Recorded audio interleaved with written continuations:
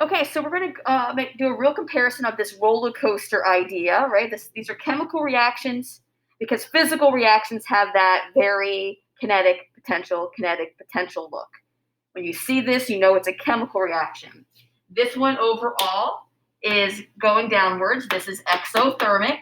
This would feel warm to the touch, warm or hot, because it means it's releasing energy to the environment. That environment might be your hand. The environment might be a thermometer. But in any case, temperature outside the reaction is going to go up. It's going to be warm. Because again, these are reactants. These are products. Now, okay, so exothermic, you can see releases a lot of energy. Releases a lot of energy. Okay? Like a roller coaster. And nature favors this. This is the new piece. So nature favors exothermic reactions. These happen way, way more often than these. These will happen often spontaneously. This is that new word I want to teach you guys. These will often happen spontaneously.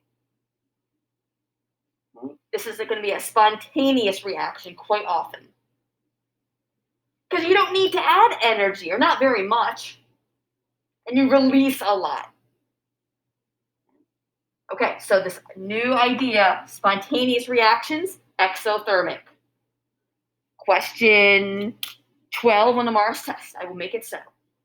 Okay, spontaneous reactions. Okay, let's go to the other side briefly. These happen less often, but they still occur. These are endothermic. Energy is being absorbed. These are going to feel cool to the touch.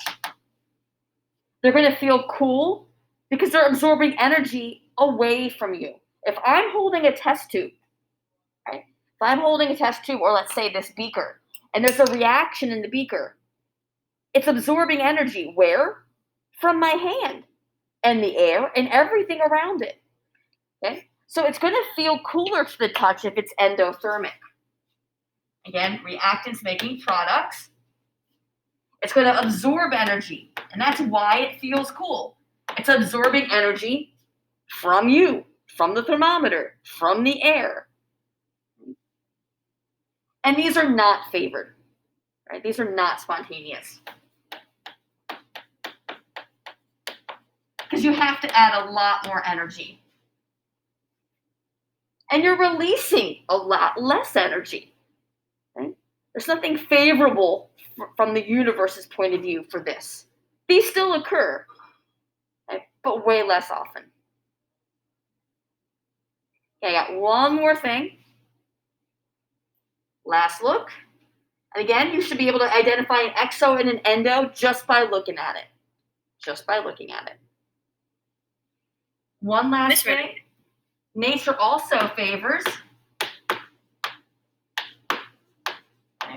as we said, it favors exothermic, which is that release of energy, but it also favors an increase in entropy. And I think we've talked about this, but I just want to solidify it. So exothermic, which is a release of energy, capital E is energy. So what kind of reactions tend to happen most frequently? Exothermic, where entropy is increasing. So often you'll get a reaction that produces a gas, or you'll get a reaction where you get more products. Things are breaking down. You'll get a reaction where things are going from solid to aqueous movement, increasing entropy. Okay, that's all for now. Get studying.